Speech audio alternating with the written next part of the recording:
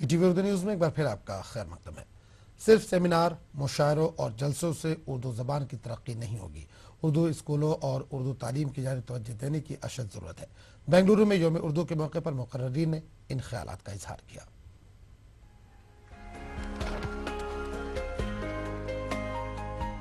بنگلورو میں محفل نساء اور یوم اردو کمیٹی کے تحت جشن یوم اردو کا اجلاس منعقد ہوا۔ فروغ اردو کے لیے 3 شخصیات کو سالانہ ایوارڈ سے نوازا گیا۔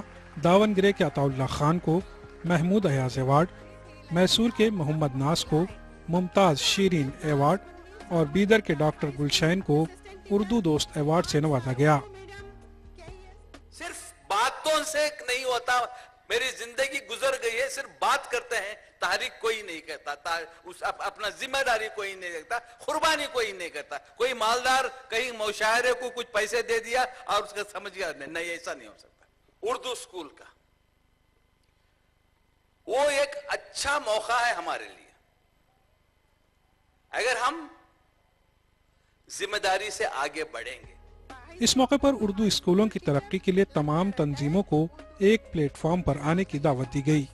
ہر ڈسٹرکٹ ہیڈ کوارٹرز کے اندر، ہر شہر کے اندر ہمارے لوگوں کی اسکولوں کی جو تعداد ہے وہ بہت بڑی تعداد ہے، اور وہ سب انگلش اسکولی ہے۔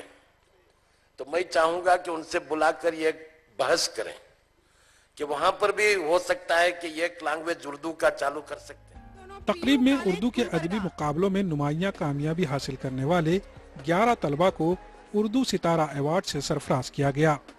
ETV نیوز کے لیے بنگلورو سے رؤف احمد ہلور کی رپورٹ۔